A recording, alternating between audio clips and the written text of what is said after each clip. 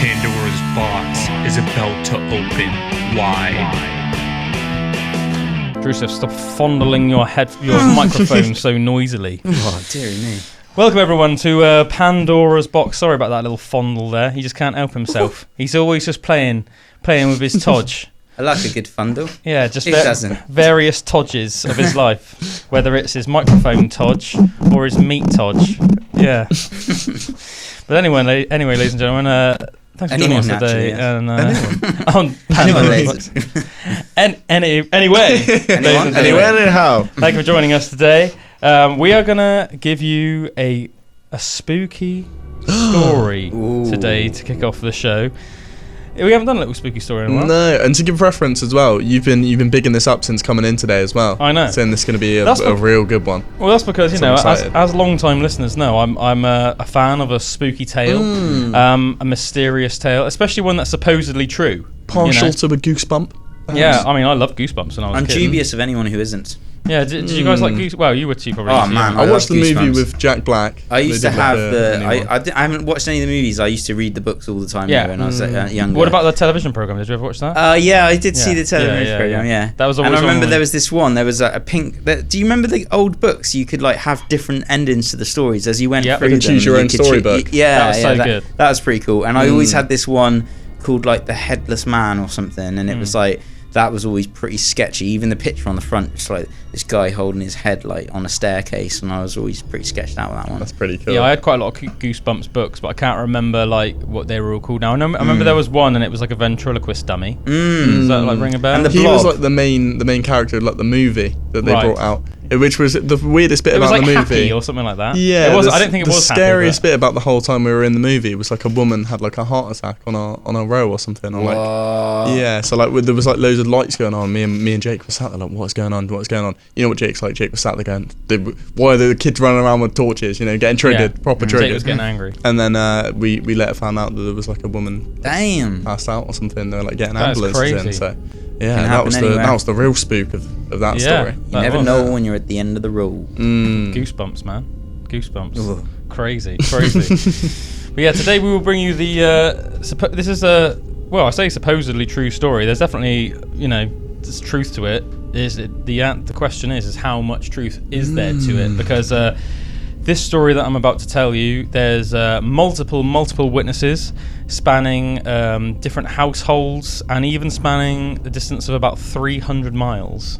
Wow. So this is a crazy story, and I can't believe that I'd never heard of it before. As I said, all my life I've been fascinated by supernatural tales, so I've got books all about them at home. I've been looking into them, and ever since like the rise of internet, I've been looking them all up on YouTube and Spotify and all the rest of it, and I've never ever heard this one, and I heard it recently, and I was like, this is freaking crazy. I'm going to research this as best I can and then recount the tale to make more people aware of this, because if I'd never heard of this, then you can damn well know for sure that loads of other people wouldn't as well. So have you guys ever heard of the tale of the Hexham Heads? Nope. No. I like the name already though. Hexham This is great. So Hexham is a small market town about 20 miles west of Newcastle in the northeast of England. Why? Got friggin' Ant and Deck over it. The town has a mysterious and some say even dark and cursed history due to its name. On the borders between England and Scotland, some people would even use the name Hexham as a euphemism for the word hell. And the word hex, of course, has strong connotations with witchcraft. Interestingly, Hexham is also home to the UK's first purpose-built jail, which adds to its menacing past. One day in 1971, two lads called Colin and Leslie Robson were digging in their garden when they found two little heads, both about the size of tennis balls, buried in their back garden. They cleaned them up and had a good look at them.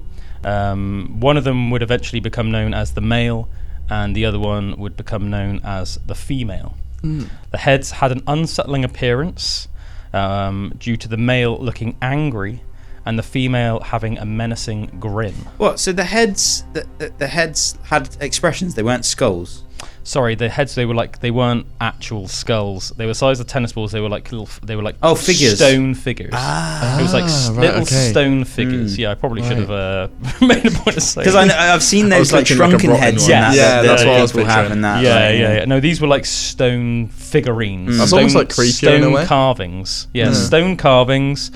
Looked very old. Effigies. Everybody, I will obviously go into great detail about the what's going to happen now that these heads are found, but everybody that encountered these heads said that they made them feel very unsettled. Right. Yeah, so these lads, Colin and Leslie Robson, these brothers, found these heads, the male and the female as they would become known, found them very unsettling, but brought them in their house.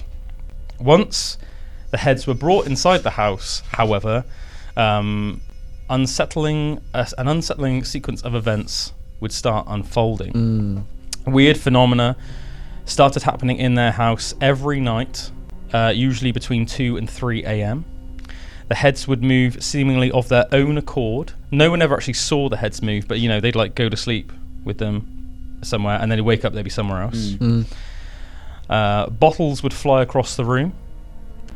They woke up one night to find a mirror smashed, with the shards of the mirror found in a frying pan in the kitchen. Whoa.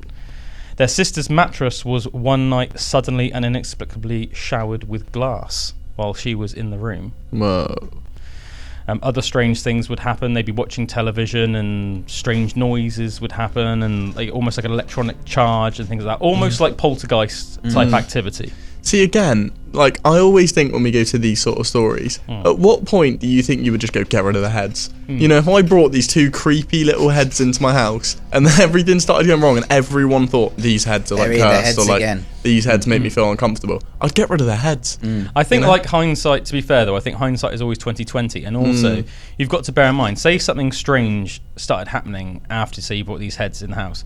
You wouldn't necessarily even realise it was the heads at first. True. Do you know what I mean? True. I mean, some people would probably argue that it never even was the heads. What is going on? Do you know what I mean? So, at one point, do you think, wait a minute, this has all been happening since I brought those weird little heads in from the garden? So you've got to bear things... And also, like, I try and rationalise things, like, to a great degree. So I think that, say, if Emily, my missus, brought in something from the garden that she found, and then weird things started happening in the house, I reckon it would take a ridiculously long time for me to actually start blaming that thing for weird stuff that was going on in the house. Do you know what I mean? I would be like, get rid of it now. I'd probably it would take me like probably years, or maybe I just like realise like 20 years later I'd be like, I reckon it was that weird thing. Do you know what I mean? But this isn't the creepiest thing about this tale. This tale is about to go loco. Whoa. This tale is about to go absolutely loco. So the house where the Robsons lived was a semi-detached house. And what's interesting is once their heads were brought into the Robson household, the semi-detached house on the other side of their wall, their adjoining wall, started having really bad supernatural and phenomena happen to them as well. But theirs was worse. Oh! Because theirs included a terrifying entity. Oh my god. And they were called the Dodds. And yeah, their next door neighbour, the Dodds, had even worse experiences. Their accounts are like something from either a horror movie or a terrible, terrible nightmare. Whoa. So immediately around the time that the heads were brought into the Robsons' house next door, the Dodds' children started complaining of being touched in the night, of being grabbed, poked and prodded by something that walked around their room in the dark while they lay terrified in their beds. Oh god. This isn't bad. It's never good, is it? They started to complaining to their mum about it. Being a 1970s northeastern mother, she wasn't having any of this rubbish. So you kids just get in and stay in your bed. Yeah, they thought that they were either having nightmares, winding each other up, whether they were pranking her or pranking each other or just feeding into each other's hysteria. She didn't obviously believe that there was this entity walking around. I could almost imagine it's worse when you're like that. It'd be better, but also worse with them being together in the same room. Yes. Because like there'd be like less reason for you to go and like into someone else's room. You'd almost like, I can imagine you just like comfort each other and like almost be like both scared, but like not one of you not wanting to go out and that, like, so they'd just be there like terrified, like with it all happening, like that must have been pretty mental. Two little kiddies. Yeah, man, for sure. But yeah, and also you've got to bear in mind it's not like the Robsons like told them that they found these heads. Yeah. So to them, they'd always been safe in this house. All of a sudden, their kids start complaining of this, and they're like, "Okay, we're at the house." Yeah, and like we described before, there's kids have a very imaginative. Yeah. Just imagination, don't they? So a big imagination. Yeah, I think that is one thing that when I'm a parent, I can imagine that freaking me out a little bit there. If my kid came up to me and was like, something scary's going on, I've read as well that like kids are more open to like stuff like seeing spirits and things, like more like kind of pure and that. And like I look at Ruben sometimes, and even though he's like really small, he seems to like look at me and then like look behind my shoulder and like smile at something and that. And I'm like, I wonder if that's like my granddad or something, or like or like great granddad or something that's there as like like good spirits around darker. And they can like see it. Like Evie once told Em that there was I can't remember if it was like a man or a boy, but like like Em was like, what are you looking at? And she was like, the man in the man that's in the room or something like that. And Em freaked right out. It would freak me out because I think really as well would. if it's not like bad spirit or something, it's almost they just see it as another like comforting, like hello. Well, Claire told Emily that our like walk-in wardrobe in our bedroom is haunted by a little boy. And I can't remember if Evie said that it was like a boy or a man. I think it was a boy, but then that like, and then you can imagine then that sparked Em's hysteria, and she was like, well, Claire said about that. And she said that Claire said to Em, if we ever have like plumbing or electrical issues, which we have had both since we moved in, then it's the boy messing around. Yes. Like he's not like a malevolent spirit, but he's like tinkering with stuff. Boys will be boys. Yeah. Oh, yeah. I remember watching like some crazy videos. I think I said to you about them the other day on YouTube. I really love just watching these like CCTV camera things and that of supernatural things that people have like allegedly caught. And one of them was like these two cleaners just going into this like room of a house where the husband had like murdered like his kids. And they just went into this wardrobe, and you just hear this cackling of this little child, and they're like, what was that, like, like kind of thing, and you kind of hear it on that, and I'm like, oh my god, like that must be so freaky. There's something about like kids and kids are creepy. Kids are creepy. Creepy kids. Anyway, back to the tale of the Hexham heads. Right, so where we left off, so the Dodds children have started complaining of being touched, prodded and grabbed in the night by something as it walks around their room in the darkness. Their mum didn't believe them, but one night her 10-year-old son Brian, was unwell and asked her if she would sleep in his bed with her. She agreed. She woke up in the night to hear her son saying, "It's happening again," in her ear. She sat up to tell her child to stop playing games, but when she did, in the darkness, she saw a large shape coming towards her. It grabbed her legs and she screamed for her husband. At this point, the creature, which she describes as looking like a werewolf, ran out of the room on all fours. The Robsons next door reported that on that night they awoke to a blood-curdling scream followed by a loud crash. They were so disturbed by what they heard next door, they left their house to go and see if the Dodds were okay. But when they got next door, they found the Dodds' front door wide open, almost as if whatever the creature was had left, disappearing into the night. Mrs. Dodd was so distraught after this incident that she packed her bags and they all moved house.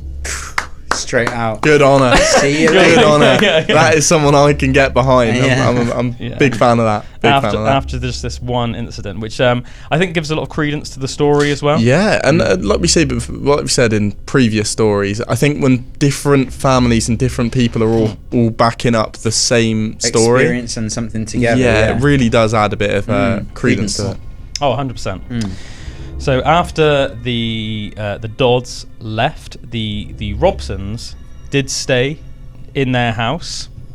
Around this time, a journalist called Peter Underwood became fascinated by the tales that he started hearing, in Hexham and tried to get interviews with him. He didn't have much success at first, but one day did the old naughty one, and he jumped the fence essentially in the back garden because he could see that the two lads who originally found the heads were in the back garden. He jumped over and went up to them and started talking to them about it. And they told him that, weirdly, where they found the heads, a strange flower had started growing. This is just like so many weird things about the story. When they showed him this flower, Peter Underwood said he had never seen a flower like it in his life. He said there was almost like something alien about it and something that seemed like you just wouldn't want to touch it. And the children even told him that at night sometimes it glowed.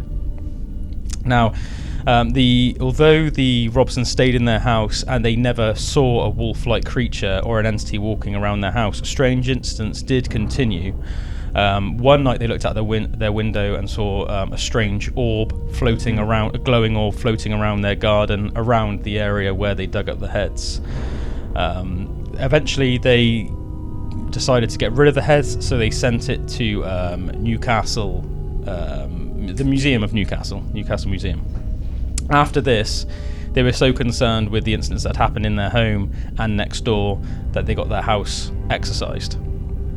So the museum in Newcastle, they looked into the figurines, but they decided that they wanted to get a real expert on these heads to take a look at them. And they decided that the lady for the job was a Dr. Anne Ross, who was a doctor at the University of Southampton, 300 miles down south. So they contacted her and said, look, we've got these little heads. We think they're Celtic in origin. We want them to send them to you. Tell us all about them, essentially. So she was like, okay.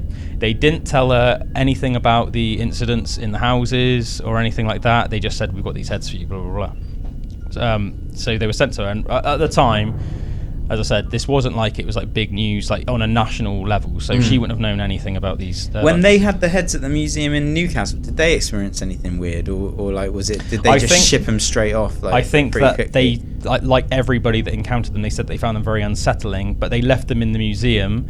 And one thing that you see with this case as it goes on, it seems like a bad idea to sort of like take these heads with you, and especially into your home. For the people that say like when they were left in the museum, they weren't there overnight. It didn't. So they were left in the museum. It seems like while they were at Newcastle for however long it was there, and it didn't seem like nobody seemed to have any other than feeling like unsettled in their presence. Nothing. It's almost like if you bring that energy with you, then and that's when you're in trouble. Putting it in your house, and it's almost like settling and stuff like that.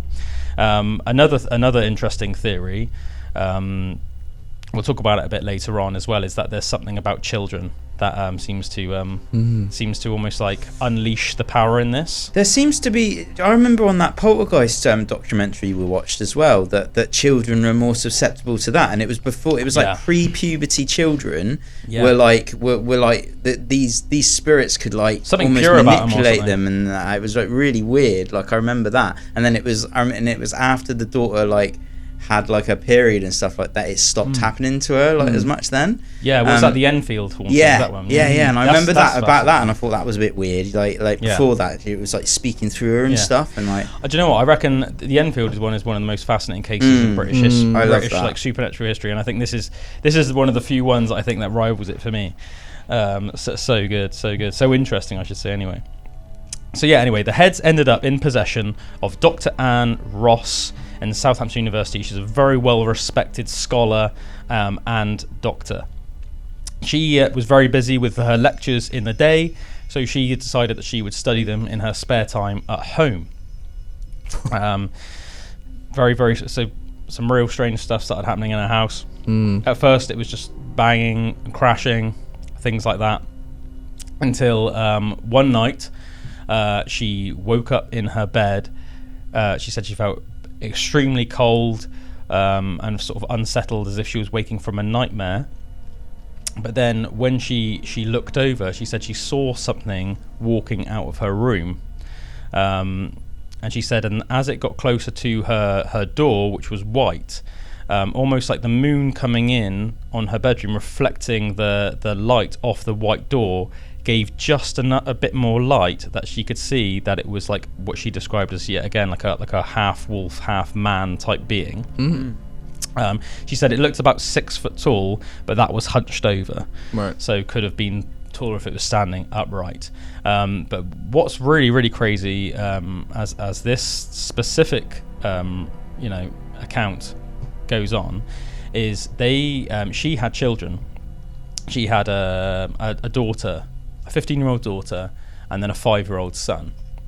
And because her 5-year-old son would get scared sometimes, they would leave the landing light on.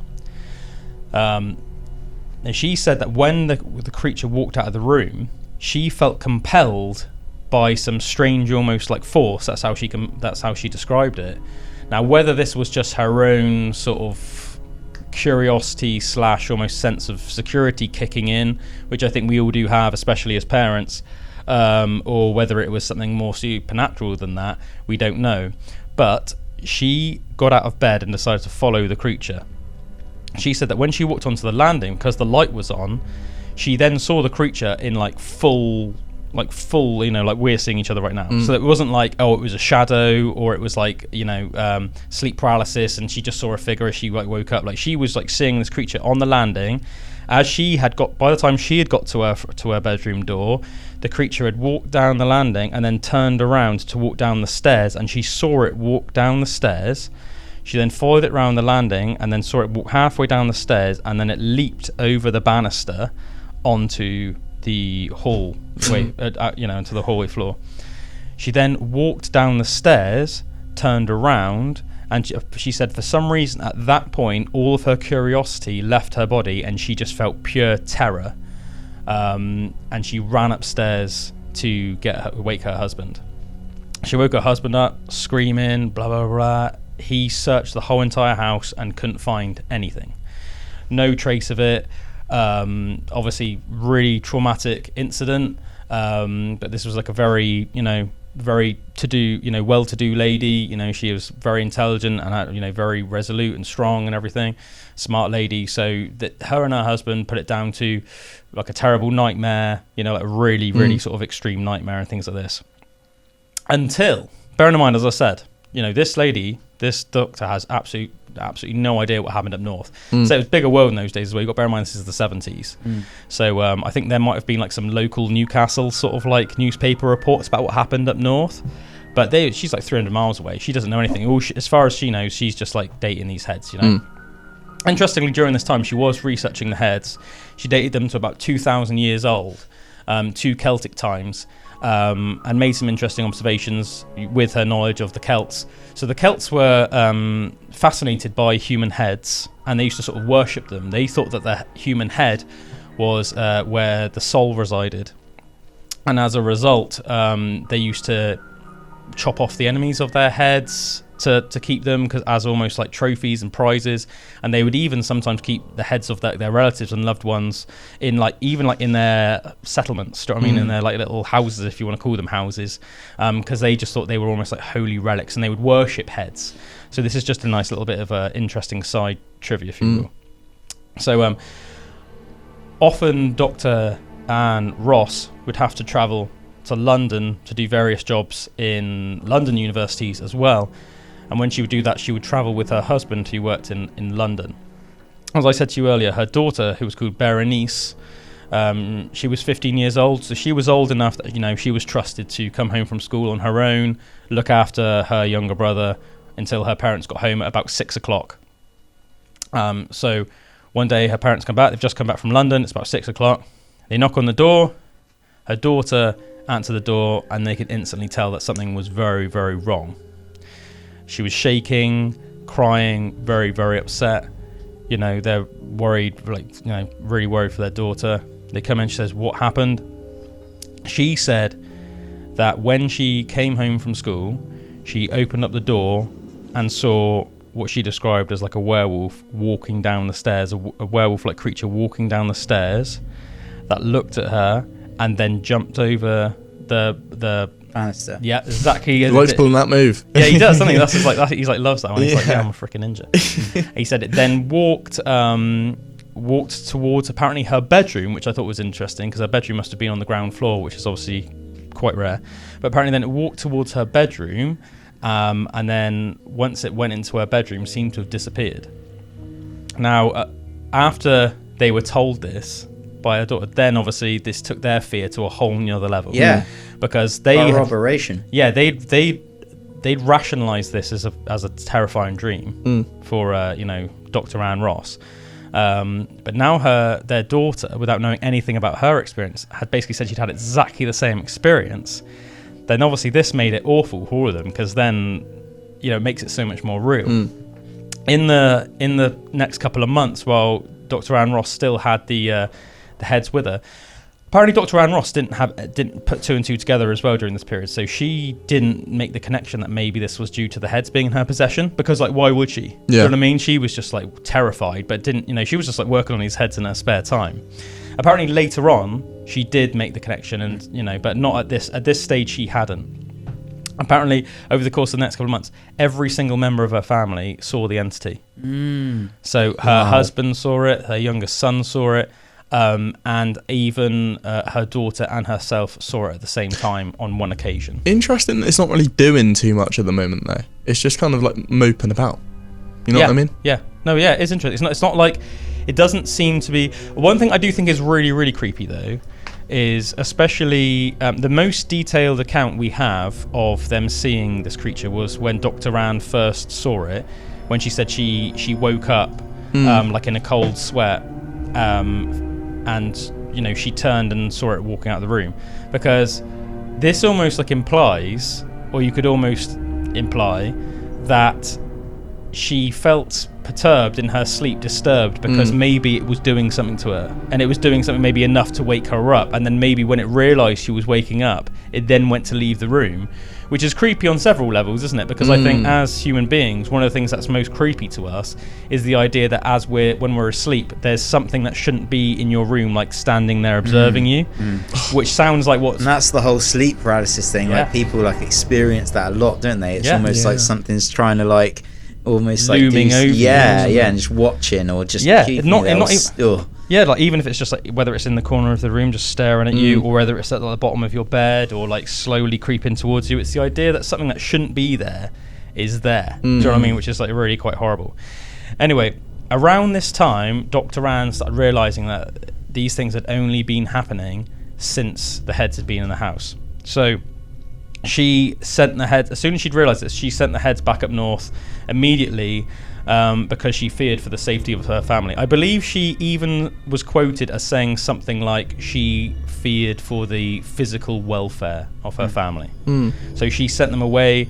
She didn't ever want to see them again. And you've got to bear in mind, as I said, that Dr. Ross was one of the most respected scholars and doctors of Celtic age, archaeology and stuff like that in the whole of the UK. Do you know what I mean? It's not like she's some quack, some quack crackhead. Do you know what I mean? She is a very intelligent lady. Yeah, very well respected doctor and scholar. So after they were sent up north, they came into possession of... this is a little side story. So they went on to a man called Don Robbins. But interestingly, around this time, a man named Desmond Craigie heard the stories about these heads.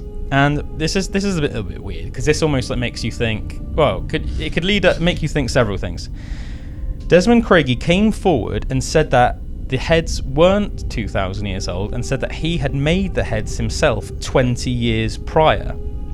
Now, people looked into it, and Desmond Craigie did live in the house in Hexham before the Robsons that lived there.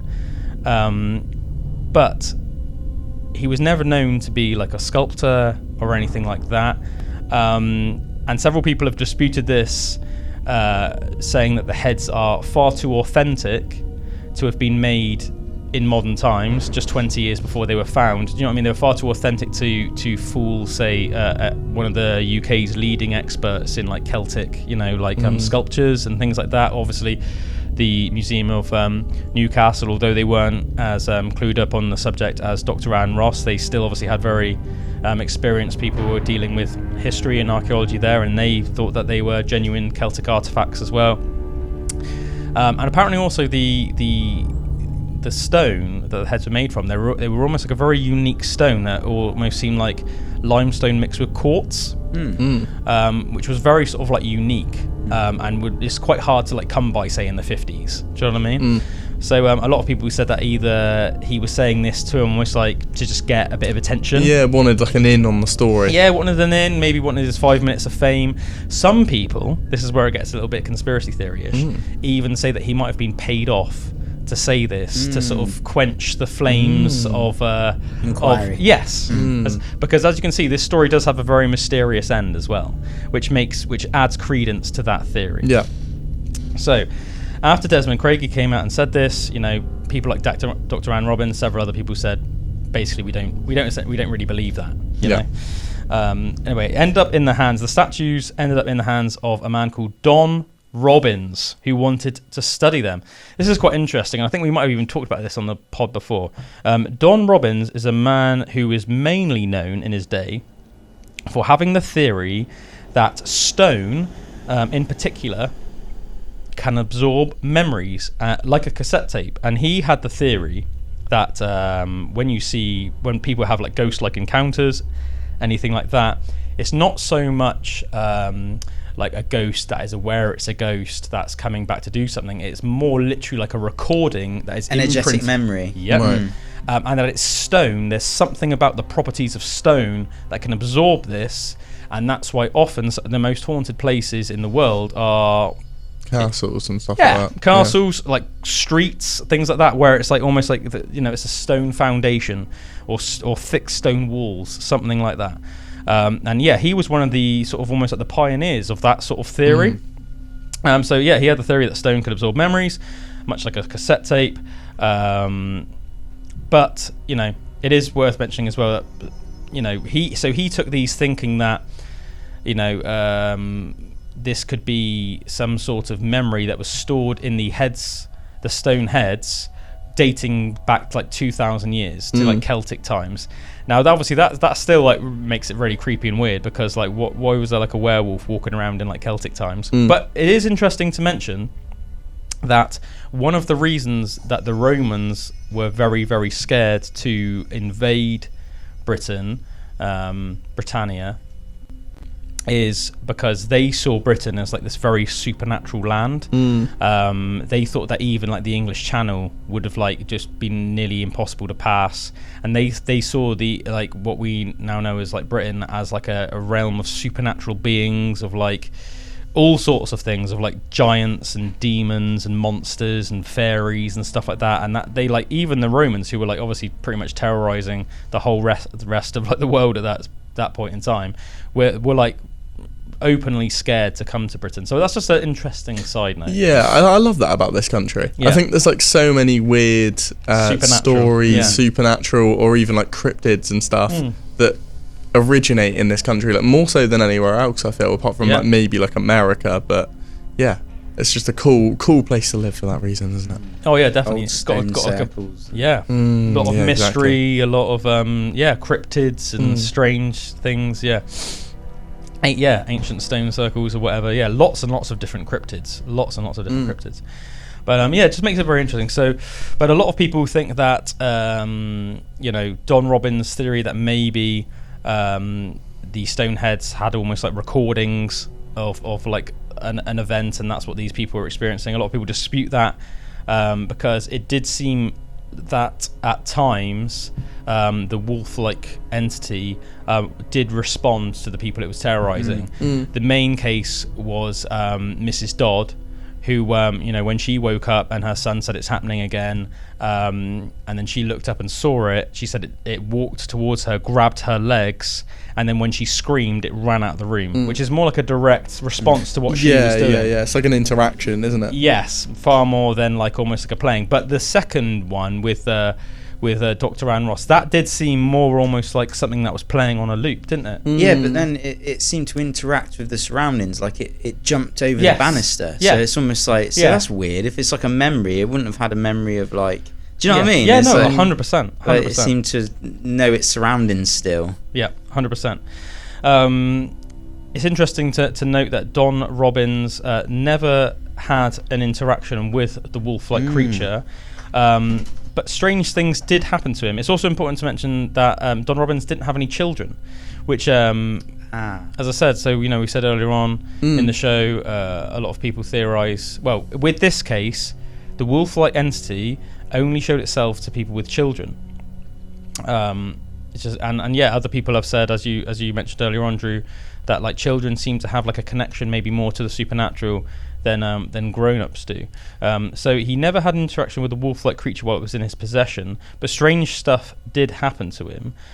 For example, and yet again, this is correlation, not necessarily causation, but still interesting to mention. When he first put them in his car was absolutely fine. His car had never broken down for the time. It wasn't an old car or anything like that. When he put the heads in his car for the first time to take them home, his car wouldn't start. Then when he had to like call someone out, it said that his battery was completely drained, although it was like a relatively fresh battery. So he eventually managed to get his car on the road again and take it home. Although he never saw the wolf-like creature, he did say that whenever the heads were in his presence, he felt terrified. That he felt so terrified in their presence that when, although he was researching them, he would never leave them in his home. So when he wasn't studying them directly, he would leave them in his garden shed at the bottom of the garden. Even though he never saw anything out of this world, he said that he always, for some reason, felt compelled to like check his curtains and look out the window, especially at night, out of like fear that he would see something, almost like fear mixed with like extreme curiosity. But luckily, he never saw something. What interesting things to mention while they were in his possession. So while he was like studying them, one of the things he wanted to do was have professional pictures taken of them, just to like document them for easier to pass them around the country's different experts. Blah blah blah blah. He got professional photographers in with what was at the time like state of the art photography equipment to take pictures. But apparently, regardless of the photographer and regardless of the equipment, whenever the pictures would be developed, they were always blurry to the point that you couldn't see the heads. So is there to this day still no image, like clear image of these heads? I'm not sure, I have to say. I'm not sure. We can look that up. So yeah, they were in the possession of Don Robbins for a while. I said he tried to take pictures of them.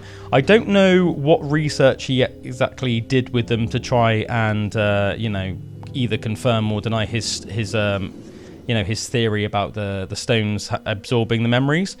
I think that he was very intrigued to know if, even though he was terrified of them, I think that he was intrigued to see if the wolf-like entity would start manifesting itself in his house, which it never did. But apparently he said that after a while, when he did have them, he did start leaving them next to, like sort of under the stairs, and that whenever he would pass over them, over the stairs, apparently he would get like a tingling sensation.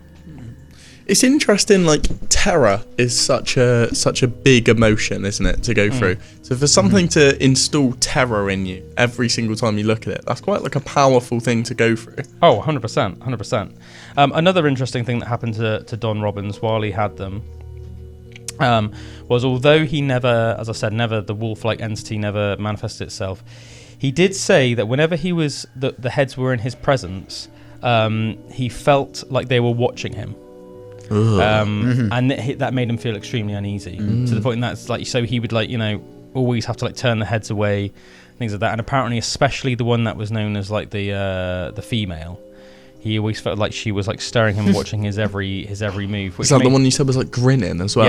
Yeah, that's horrible. Which made him feel very uneasy, and he said, just that very strong feeling of, when you just feel like someone's watching you, even though they shouldn't be there. And it was always like he'd look at the stone. It was almost like just very menacing. Like he felt like there was some sort of almost like consciousness to it that was like staring at him and examining him as much as he was examining it. I find it mad because I've never seen something or like been in the presence of something that I've like thought has given off like a vibe if it's just an inanimate object, you know what I mean? Like people and stuff and animals and things like that. It's things that are like obviously living like that seem to obviously you get a feeling from them and everything. But yeah, it's interesting to think that there could be like a horrible feeling objects, you know what I mean? Like 100%, man. Cursed. Yeah, no, 100%, man. It makes you intrigued as well to think. Obviously in this case this is like a 2,000-year-old relic, but pretty much all of us have various relics at home, some of them older than others. And if any of us have got like stuff from antiques shops, it's like, well, Claire's talked about this before, hasn't she, about why she never buys anything secondhand or from antiques shops, because she feels like tainted. Certain things could be like possessed, like certain spirits could be attached to say an antique ring or an antique necklace or an antique, even like, I don't know, like chest of drawers. Some reason, like that hair I bought back, the dreadlock from Peru. And you had like, really bad luck for about 2 years after. Yeah, I did. Yeah, but I wonder if that lost like, money, weird, bike crash, and the thing that they were wrapped in, the blanket that their bodies were wrapped in. I took a piece of that back with me as well, for like thousands of years old, from like a Peruvian temple. Yeah, and like, let's face it, I always think as I would well, not like, mess with that, man. That's one of those things as well. Like, if anything's gonna have a curse on it, it's something like that, isn't it? It's like it's either that or like the Egyptians. Do you know what I mean?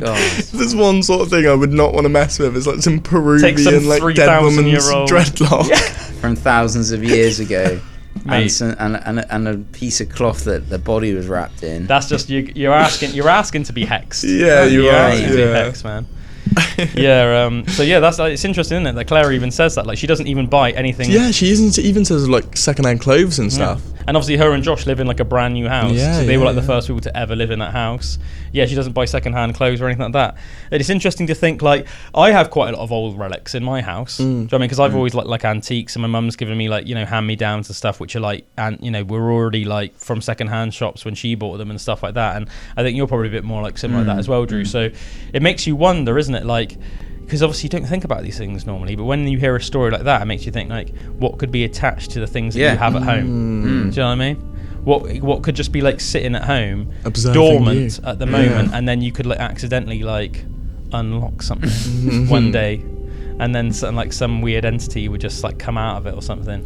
I remember it was really weird, Like saying that I haven't felt like the thing, you know, of an object being alive. I remember when I did San Pedro and the mountains in Peru, and like I went off on my own, and like I was lying on this rock, and I felt like that rock was alive. Like, that was weird. It was almost like the rock was like a part of the mountain stuff, and was like breathing. And I remember, like, you know, like you stroke a dog, like, yeah, you know, or you stroke a cat, and you've got that like loving touch. The rock. Yeah, I was like connecting with this rock on a level where I knew that it was kind of I was like giving it some love, like giving it a stroke and that, and it was like, it was really weird, but it definitely felt like, it wasn't like, oh, it had this energy or something and it felt good or even that. It was almost just like, whoa, everything is alive, like, you know what I mean, like that kind of like. That was quite a weird I felt thing. like that when we got freaking hammered in Cannington. Yeah. And I felt like I felt like the trees were talking to me. Yeah. And I could see like almost like it's really hard to explain, but I could almost like see like the life essence of the tree. Yeah. Almost like the trees were like glowing. Like glowing, yeah, that's what that was me. like the rock as well. It was almost, yeah, it was like giving off this like presence, but it wasn't like a it was like it was conscious, but not like I'm talking to you now. Yeah. It was almost just alive. Hey, man. Yeah. It wasn't like the rock was like, hey dude, you want to sit on me? But it was, Wait. just stroke me a little bit. Do you want to sit on me? No homo. We heard the expression hard as a rock. Want to come sit on my lap? Give me a little rub. Give me one of those little love rubs. Honestly, I'm not weird. Yeah, man. Yeah, strange, man. Strange what you can find in the mountains of certain regions of this planet. So where were we anyway? With right, so we were with Don Robbins, weren't we? So Don Robbins never saw the wolf-like creature. Tried to have photos taken of them. All the pictures came out blurry. He never saw the wolf-like creature, but he did say that he was felt very sort of scared in the presence of the heads, and felt like they were watching him all the time. This is when the story's nearly at an end now, but this is when it almost becomes, yet again, almost like a bit conspiracy theory-ish and a bit strange. Right. So, a man called Frank Hyde contacted Don and said he wanted to examine the heads. At this point, it's 1978, so 7 years have gone by since the boys first unearthed the little Celtic heads, the male and the female. So, Frank Hyde and Don Robbins agreed that Don would give Hyde the heads to do experiments on, with the agreement on that he would then give them back eventually. But what's strange is that once Don gave Frank Hyde the heads, Frank seemed to disappear and he never heard from him again. So Don never got the heads back. A bit later on, after inquiring around some people that he knew who Frank contacted sort of Don via some people that they mutually knew. So once Don started inquiring about it, he was told that Frank Hyde had died in a car crash shortly after acquiring the heads, and apparently the heads had completely vanished. This is another thing that's a bit weird though about the tale. Years later, Frank Hyde's daughter came out and said that there never was a car crash, even though that's what Don Robbins was told. So what does she claim happened? Well, this is strange. It doesn't seem that you can get an account of what she said of anything. It just seems that she denied that there was a car crash, but didn't deny that he died. Right. So very strange. Regardless of what happened, unfortunately the tale comes to a bit of like a strange and abrupt end. Frank did seem to perish, and ever since Frank perished, the heads have completely disappeared off the face of the earth, which opens up like almost like several conspiracy-like theories, because some people could think that maybe with these growing tales and everything, these stories getting out of hand by like scholars and academics and all these people throughout the UK, that maybe some larger secret organization, something like that, maybe decided that they wanted to get their hands on them. Maybe Frank Hyde worked for one of these, and maybe that wasn't his real name. Maybe he did actually die, but then the heads were taken. Either way, it doesn't seem that the heads were ever found by anybody. People are looking for them, just completely disappeared off the face of the earth. So the question is like, where are they now? It makes you think, what is it? Is it like, what was it? Is it Indiana Jones? There's is it at the end of Indiana Jones? It's a really freaking good ending. The skull. Something. I'm thinking there's an end of a movie. I think it's one of the Indiana Jones movies where obviously the movie centers around one of the artifacts, and it's like this crazy artifact that like people wouldn't even believe was real, whether it's like the Ark of the Covenant or whatever, the Holy Grail. And then it's taken into this like warehouse at the end of the movie, and then it turns out that there's just crate upon crate upon crate.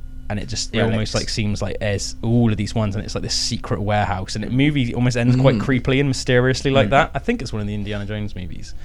Let us know if you know which one it is, but it almost makes me think of something like that. It's almost like it was taken away somewhere to be put with other things. You know how they almost say like with like the Vatican as well. I was just about to say the Vatican. They say that there's all these libraries and these storerooms and nobody's allowed in them, but there's like all of these crazy things from like the Roman era and that, and there's like supernatural relics in the vaults, the Voynich manuscript, and there's all these like crazy things in there, but like it's like top secret and locked and like just locked. The public eye only sees a percentage of it. You can see like some crazy things, even just that's in the museums. You can. Like, they've even got like real life mummies and stuff out on display, which is pretty crazy. So you imagine the things that they don't show you. But just really interesting. I think that's almost like quite like an ominous ending. The way this guy just called Frank Hyde just turns up. Especially where it was terrorizing people so much, and it seemed to be like wherever they moved around to, those like weird things started happening. Like they must have gone somewhere, and it's just like.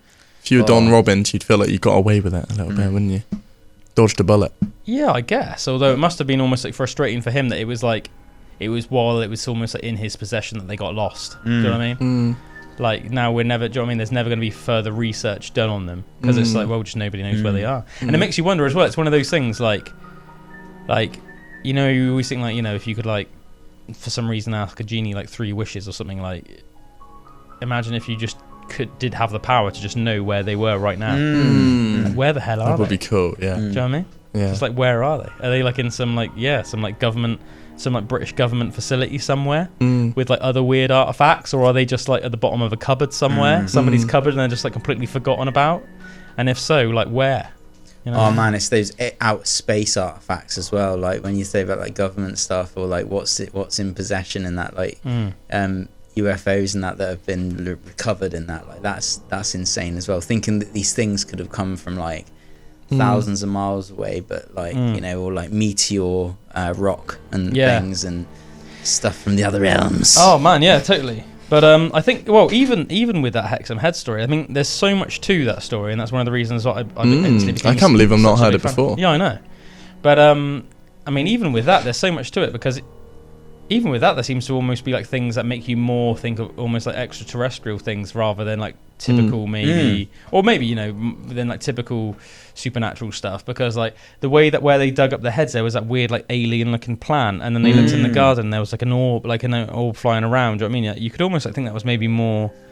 There's a lot to that story, isn't there? And how things can attach to objects. Like it seemed like that thing went around wherever the objects went, and it seemed like when you think of ghosts and stuff, they're like quite not really physical, but all the interactions. He was that one. It seems to be like physical. super physical. So how did he manifest physically?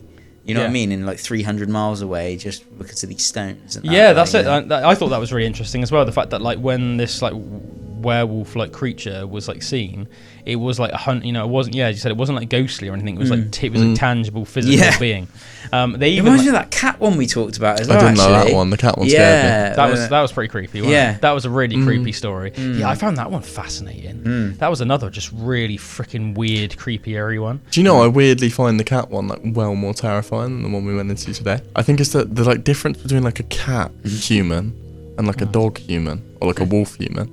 I don't know why. Cat humanoids for some reason seem almost like quite cold. Yeah, they almost seem like I could imagine one looking at me right now. Like it wouldn't surprise me if one was out there in the background staring at me. I think with a little smile. I think sometimes as well, and this is we were saying this earlier on. I think one of the scariest things is almost like it's not necessarily being attacked. It's almost like being observed. For some reason, that's like really terrifying. Yeah.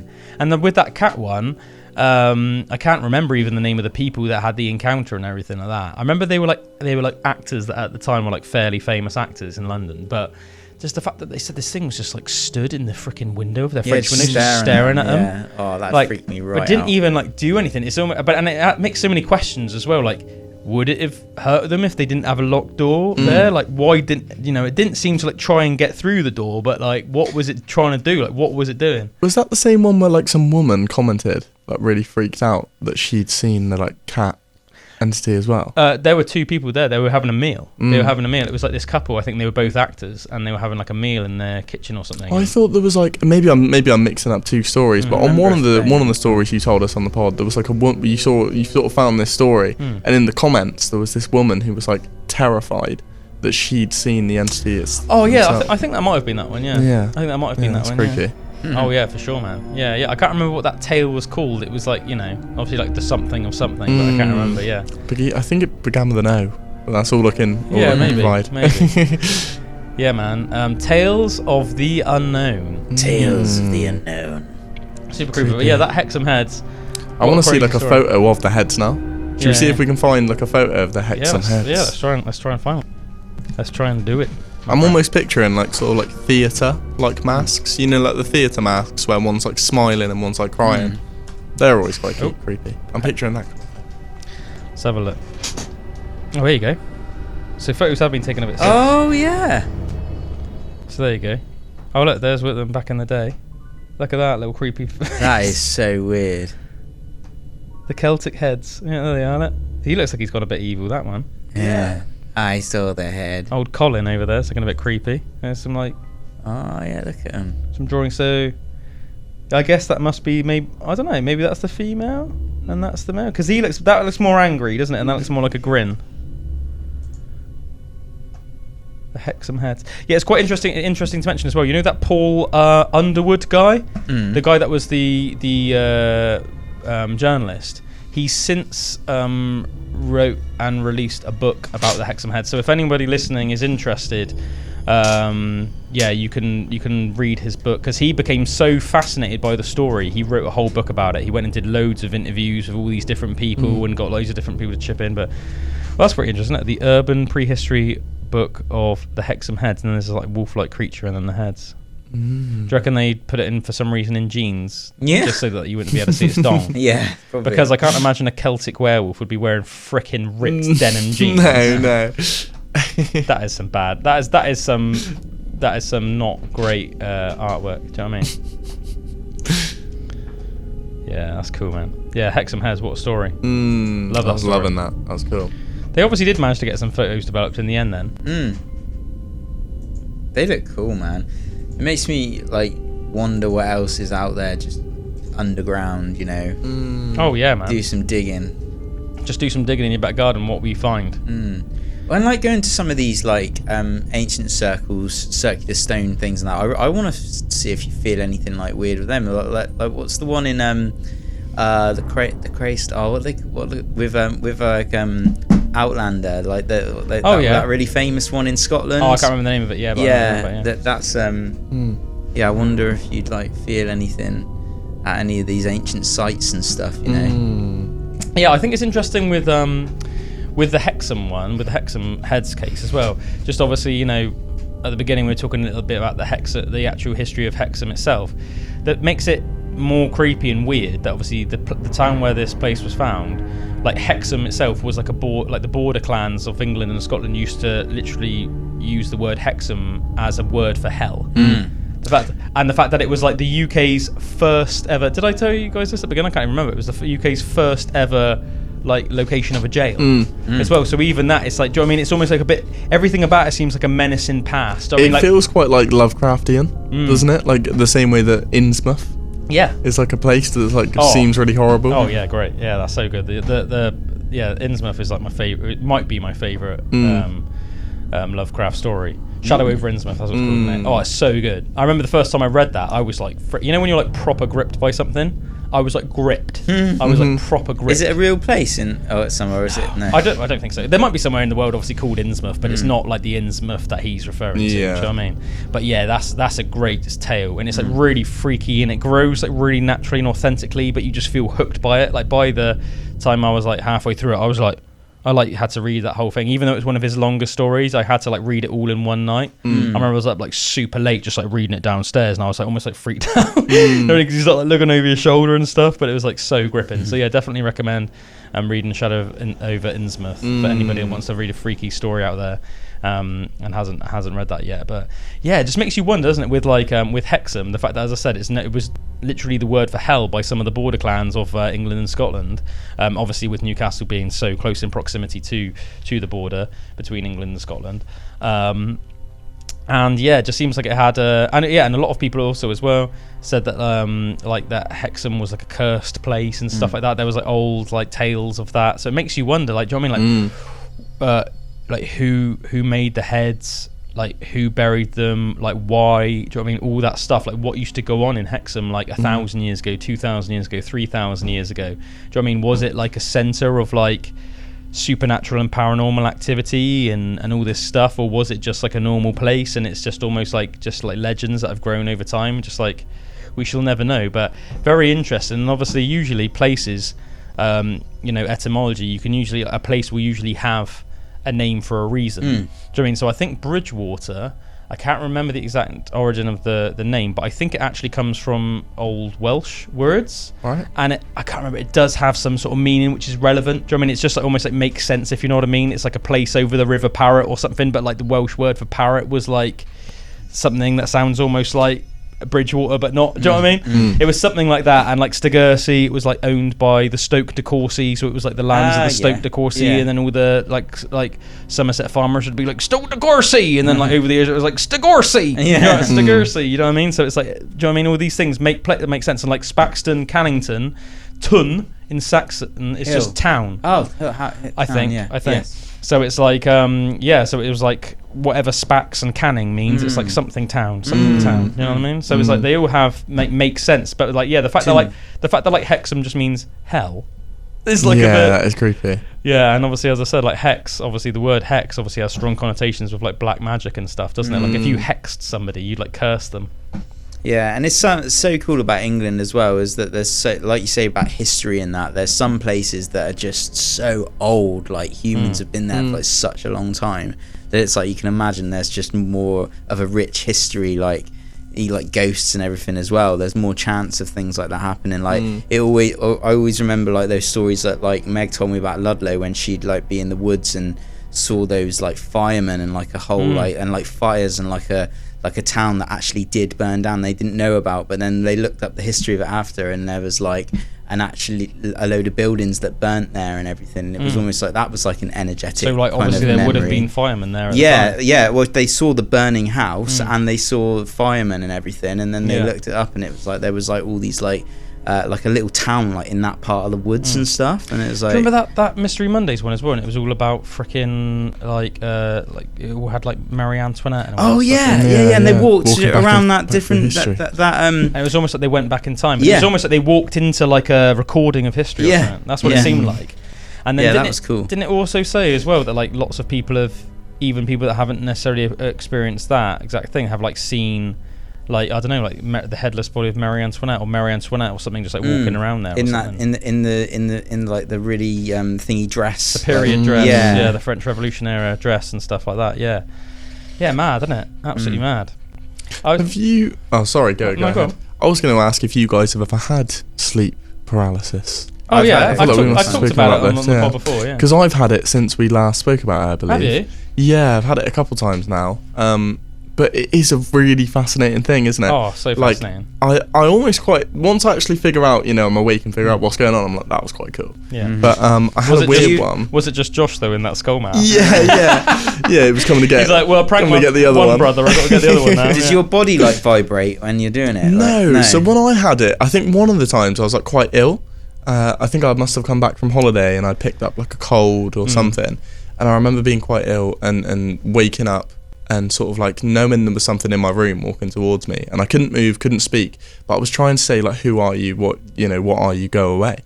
The thing wouldn't. It came closer, and it injected me with something. It was. I'm trying to think now. It was a little while back. I think it was just super dark in your room? Yeah, so and I think like it was almost like this sort of just like humanoid shadow. Right. So I thought, for all I knew, it was like a human. And I thought someone was genuinely in my room, like messing about, and I just couldn't speak to them. So I'm, trying to shout, stop, no, wouldn't, and it injected me with something in my neck, and then like sort of faded away after that. And I was like, whoa, fine, because you kind of like snap into it, don't you? And you can start moving instantly, and then you're like, whoa, what just happened? Check my phone, was like, whoa, so that must have been sleep paralysis. Like went back to sleep, woke up the next day, and my illness was gone. And it was almost like I'd been like. That makes me think of like alien abduction. Yeah, it was almost like I'd been injected to heal myself or something. So that was pretty cool. Because there's stories, isn't there, of like people that say they think they've been abducted by aliens, and that they had like illnesses or conditions at the time, and then like they felt like they were like on some sort of bed or something, like getting examined, and then afterwards like their whatever their illness was like mysteriously vanished. There's also other tales of people that were healthy that reckon they've been abducted, then afterwards they've like seem to have like high levels of radiation and like then got cancer and stuff. So like almost like both ends of the spectrum. I hope I was on the good spectrum. Well, it seems like it. Yeah. But yeah. Maybe that was just how my brain like coped with being abducted. It was trying to rationalise what actually happened, and it sort of placed it in my room. But maybe I was in the alien spaceship. Yeah, man. If you like look into stuff like alien abduction, you can get so paranoid, because I remember like reading some stuff before that like saying that they think that like loads and loads of people are abducted, but like just with like most people just don't remember it. Do you know what I mean? It's almost like most people's memories are wiped, but it's only like if something almost like goes wrong or something that then like you can retain the memory of it. Yeah, man. It's horrible to think that something could just block out your memory. Yeah, like completely. Like I've had blackouts, like when I've been absolutely like wasted and stuff before, and I just can't remember like what happened and stuff. But the thought that something could like manipulate you and like actually do something with you, but then just like make you forget it as well. Like that is just like so. And if weird. you think about it as well, it's not that different to sort of say what we do with animals. So it's like if there was just a being out there that was like as intelligent to us as say like the animals that we keep in zoos. Do you know what I mean? Like if like that like an animal in your zoo has got like a certain disease or they've got an injury, you can help it. Then you will just like go in, trank it, take it, operate it with it on the table, and then imagine the animal might be coming in and out of it, and obviously you'd never realise it, but you're like operating on it, and then you just literally put it back, and then it just wakes up and then just goes about its business. Yeah. But that's like, do you know what I mean? It's like that similar. Can be happening to us. Yeah. As well, imagine if it was. Imagine if it was. Or I always think about how mental fishing. Like if fish could talk, imagine how mental fishing. Like the experience of being reeled in as a fish would be, right? If they could tell other fish, right? Imagine the scenario. So obviously we know that there's far more like sea and ocean on the planet than there is actually land. So then think of the vastness of the oceans, right? And then think about how many fish are in the oceans. Most of them have never seen a human, right? Especially deep sea fish have never seen a human. And deep sea fish are often the ones that we catch, because it's quite common. Like even when I went to the Isle of Man, do you know what I mean? Went about like about half a mile out to sea, but then I was like dropping my reel. And they probably wouldn't have been up to the surface. Yeah, like, I was dropping my reel like right? about 200 feet. About 200 feet. That's crazy. And some of the fish, they were like telling me that some of the fish that I was like, catching are, they always sort of stay down about like, about 200 feet. So imagine just like you're a little fish, just going about your business, every now and again you'll see a bit of food in the water and you go and nom it. And then you nom it one day, but then you just get like hooked and you're just like suddenly just dragged against your will to the surface. Talk about terror. Yeah.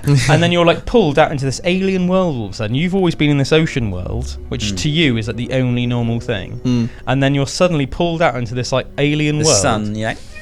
Yeah. Pulled onto the boat, there's all these like weird creatures with like weird limbs. Like to them, they've just seen fins and that. Yeah. And then you've got these like weird fingers and that, and you're like And holding like bashing you over the edge. And I'm thinking about the catch and release ones. Oh, okay, yeah. Because It's taking a weird photo with you, and you're just there.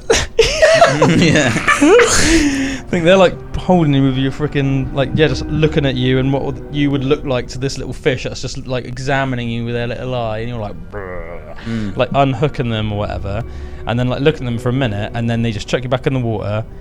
You're like terrified of this little fish. Finally go back down and tell all your mates, and you tell them, and they're like, whatever, Rodney. Yeah. Mate, you're freaking, you've been smoking that wacky backy again, mate, haven't you?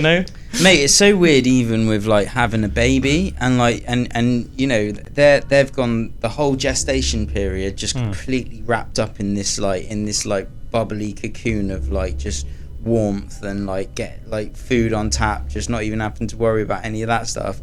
And then all of a sudden and I look at like Ruben sometimes and he's like looking around and that, and I'm just thinking like, this just must be so mental, like not yet being able to interpret or understand language, literally just having these basic needs and just literally not even be able to hold yourself up, and just like kind of getting carried around all the time in just these different scenarios of just like, what is this? This is like world now. My world was this, now my world is this, and I can kind of just see a little bit of stuff, and it's just like so weird. And like I was holding it, and then we have like a all of our like washing like all hang out and that.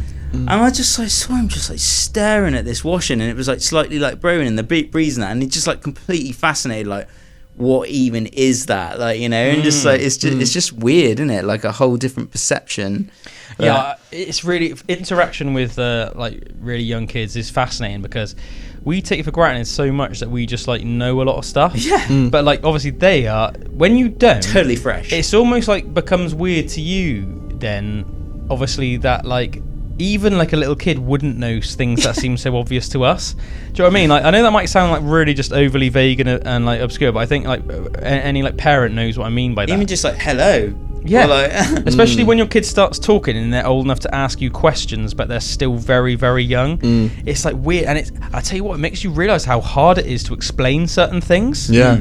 Do you know what I mean? Like even if they're just like, you say a word and they're like, what do you mean? Or something, and you're like, what do I mean? But do you know what I mean? But it's like once I know what I mean. But it's like once you How know, do I explain that? Once you know. Yeah. But then explaining that is like a different thing. Yeah. It's like I find that with a lot of words, like and things, like even like just like I seem to understand concepts of words and things. But you like can't get out what it actually means. No, I can't describe it, but I know exactly what it means. Yeah. Like, do you know what I mean? In context to like the sentence and that, like, or even like with Meg, like I've spoke to her sometimes and like just tried to explain something and just explain it in a certain way, and it's like, and she's like said like, what does that mean? And I'm like, oh, what, you don't understand the context of that, like, and just. Do you mean more like sayings and stuff? Not sayings, like I can't think of a specific example which is really annoying, but just like.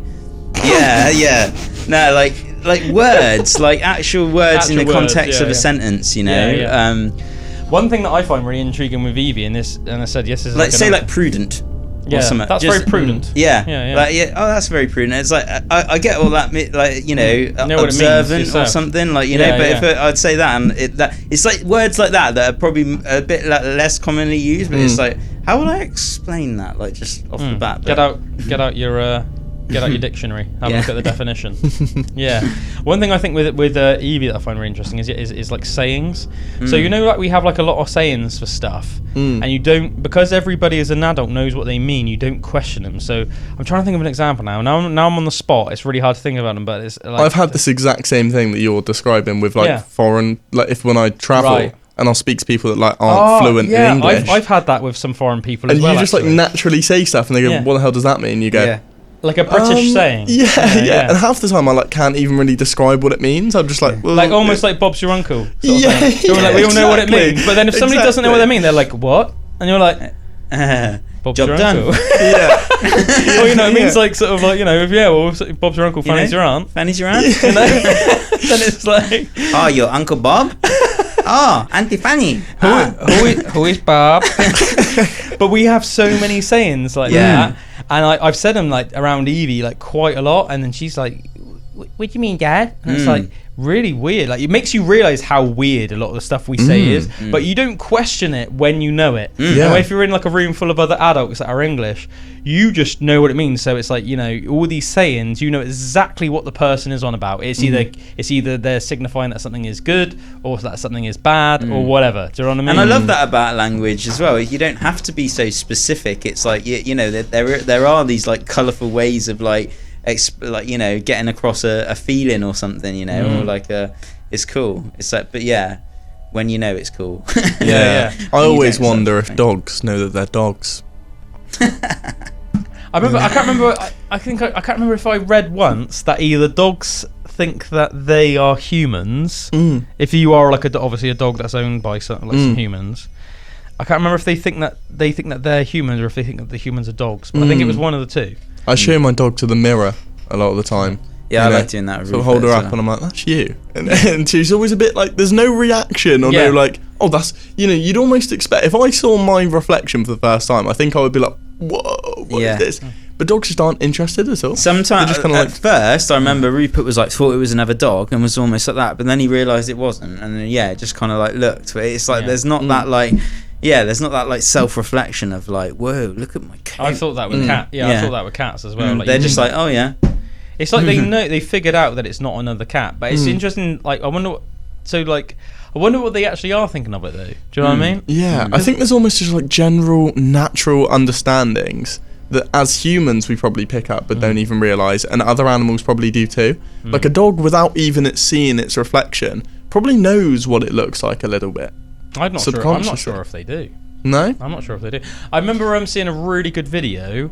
I think it was like from like the 60s or the 70s, and it was like a video of like a Westerner first encountering this at the time non-discovered tribe.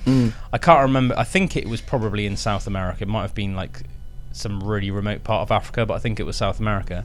And they were like in awe of him. Like luckily they weren't like an overly violent tribe, but they were like really sketched out by him at first, and it was little things like his hair and his skin at first, obviously because they'd never seen a white man. But then he seemed like a really nice and open guy, and they maybe sensed that, and that made them feel at ease. But he I guess he knew that they would find it fascinating, because they didn't have obviously like mirrors or anything like that or glass in their culture at all. They were living hunter-gatherer lifestyles. And he pulled they maybe have seen themselves in like a water, But he pulled out like a pocket mirror and he gave it to them, and they were freaking out. Were they? They're freaking out in this video. What, they're like that, seeing themselves. Like freaking out and look at themselves, and they're like proper like. I think the first time they do it, he like freaking like chucks it in that, and the guy's almost just like laughing and smiling. He's like picks up, and he's like no, he's like showing them, and he's like looking at himself, like almost like showing like, look, it's not gonna hurt you. But they're like freaking out. Yeah, because you would think it's like a portal to like another world or something, wouldn't you? Well, I know that the Chinese used to think that you shouldn't have your photograph taken, because they'd say that every time that you have a photograph taken by somebody, that they're stealing part of your soul.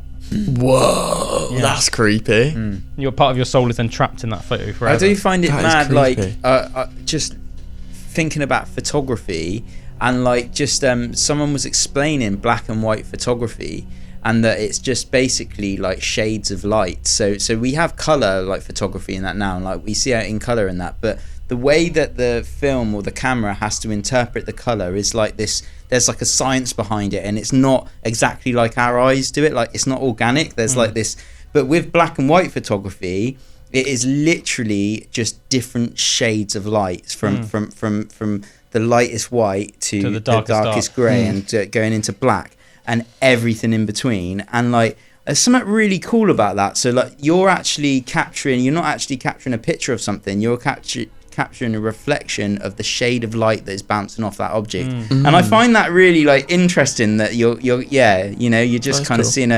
and that is almost like an imprint of the soul or something. It's just like the light kind of just like, it's weird, but it's cool. Yeah, that is fascinating. Photography, and apparently the meaning of photography is painting with light. So it's really? almost like, you're capturing the stroke of... That's very interesting. I didn't know that. That's quite poetic, isn't it? Yeah, really interesting, isn't it, though, about that old sort of Chinese thing about like not having your photo taken because it's like stealing part of yourself. You can sort of see that, can't you? That makes me scared a little bit that I've like taken one too many photos in my life already. In this modern day, how many photos of like are out there of all of us? Thousands. Do you know what I mean? We're all just soulless husks. We don't even realise it. That's really what's causing the downfall. The technology is it's even eating our souls. It's even creepier now, like live photos. Yeah. Because that even feels even more so like it's a moment of your soul. Oh, what, the one where you can like move it around? Yeah, so like you take a photo and it almost like captures like a short little video in the photo. So if you like hold your thumb over it, it will be like you moving for those couple seconds. Oh, that almost does feel like something a little bit Harry Potter, doesn't it? Yeah, I know what you mean. Yeah, like when you see like the paintings in Harry Potter and, like, moving around and stuff. Yeah, that's crazy, man. Crazy, guys. Absolutely mental. Well, I mean, I could probably talk about some other things, but should we just leave it there today? A nice little supernatural one. A nice wee supernatural one. Yeah, right, let's leave that then. That was the tale of the Hexham Heads. We've also been, just chatting about some other stuff. Yes. Bullwinkle obviously had a little sleep paralysis thing. Hopefully it wasn't an alien. Bullwinkle. Hopefully. Really weird that Keep us updated if you have any more. Yeah. I haven't had one in years. Did you feel terrified when it like came and injected you? Do you know? I don't even know that I really did. Like, I think when it was in my room at first, I was like sketched out because I thought there was someone in my room, and I was like sketched out. But I think when it was like put in, I was almost just like, well, you'd think that would sketch you out even more, someone injecting your neck. But you must have knew that it was gonna heal you. Yeah, that's like the weird part of it. Like I knew it was. You would have thought, especially like as it was walking towards you, like that would have like terrified you. That did. Yeah. That did. It was almost just like the actual act of like the needle going in. I was just like, all right, okay. That is what it is. Hopefully that's a good thing. But yeah. Strange. I shall keep you updated if I have any more. Yeah, I haven't had sleep paralysis, luckily, in years. Yeah, me neither. I'd love to know, because isn't like fever dreams a thing? Where when you're ill, you have like crazy dreams and like almost. I'd love to know the science behind that. As to why, like, your dreams are so much weirder and more vivid when you're maybe just because when you're really, really ill, you do often start hallucinating. Especially if you've things like got really bad food poisoning and stuff like that, you just almost become a little bit like delirious and everything. Do you know what I mean? So you're likely to like hallucinate and see weird things that aren't really there and stuff like that. Yeah. No. Can no longer separate the real world from beyond. Yes. Crazy. And on that note, folks, thanks for chilling with us on PB this week. PB. Hopefully we've goosed your bump. We've goosed your gisms. Yeah, cheers, folks. We'll be back again next week. Until then, stay beautiful. Have a lovely week. And we hope that there are no trinkets in your house that unlock Let us know any if you haven't. creatures.